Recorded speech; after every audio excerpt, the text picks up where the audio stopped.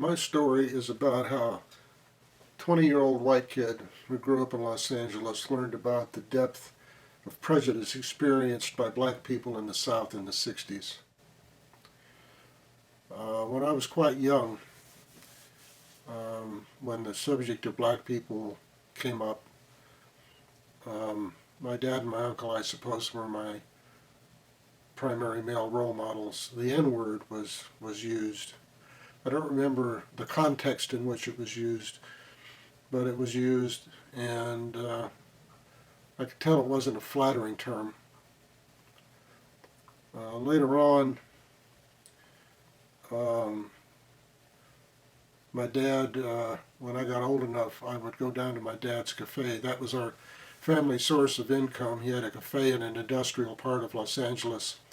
So I would take the bus in the summer. I would take the bus down to the cafe. It was about a 20-minute bus ride with one transfer. And I would go down and help out at the lunch hour. His big business was breakfast and lunch.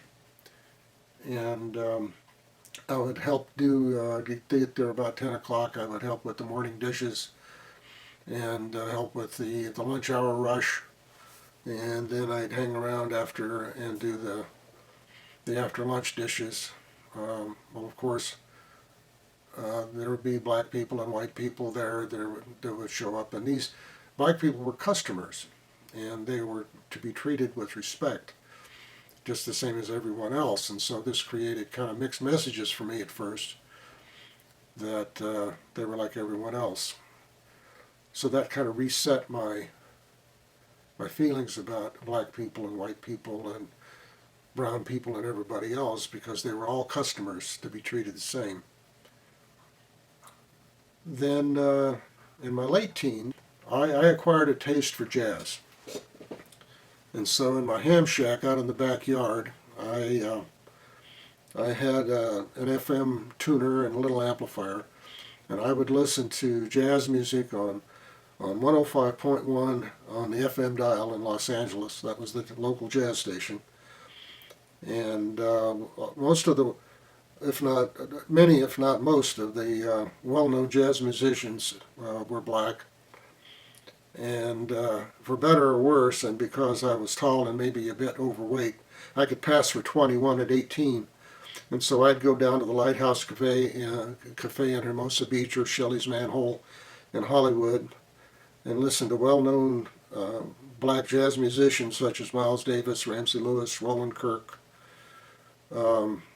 Gerald Wilson, Les McCann.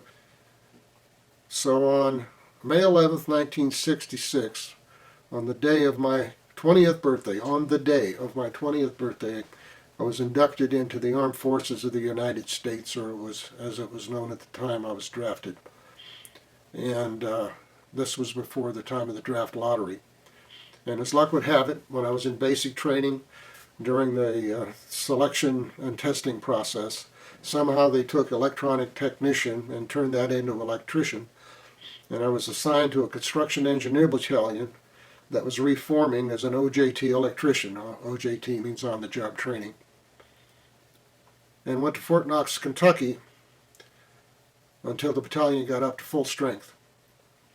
Then on the 23rd March 1967, our battalion, about 2,000 strong, along with other battalions and support companies, totaling 6,000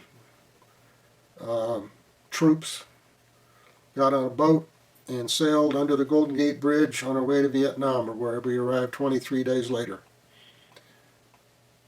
When the battalion arrived in Vietnam, most of it went to Cu Chi, but C Company, the one I was in, we went separately to Phu Loi, which is about 20 miles due north of Saigon. And I managed to work my way onto the radios, only performing electrician duties when there was a crunch. There were 4 of us that shared a hooch: Wendell Hotman, supply clerk, a white guy from somewhere in the Northeast; James Holder, radio operator, a white guy from Texas; Walter Carlisle, radio repairman, a black guy from somewhere in the South. He was the oldest of the bunch of us. I don't know exactly how old he was. I suspect he was somewhere in his 30s. and myself, a radio operator come electrician. We had been in Fuloy about 4 months, and it had been fairly quiet. In fact, so much so that I was starting to wonder where the war was.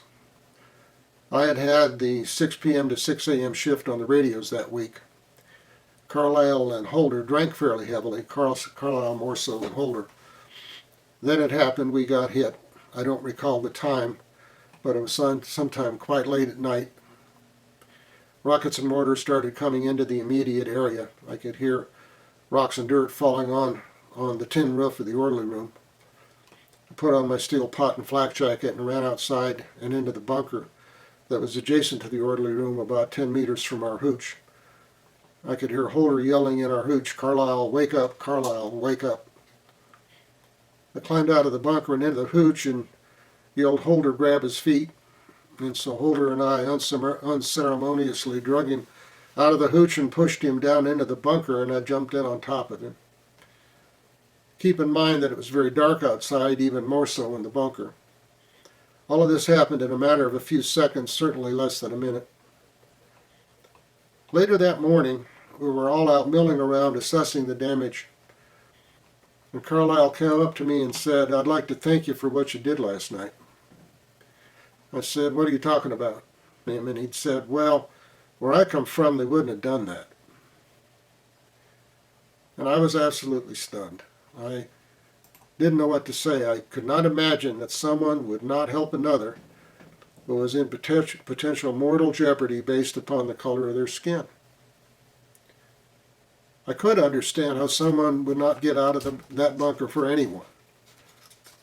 But to make that decision based upon skin color was at that moment beyond my comprehension. I mean, there's a line, and this is a human being, there's a line that has to do with just humanity. It wasn't until many years later that I grasped the reality that there are people in this world who make these determinations based upon such narrow considerations as, for example, what religious sect a person belongs to, for example, Sunni, Shia, or what neighborhood a person lives in. Thank you.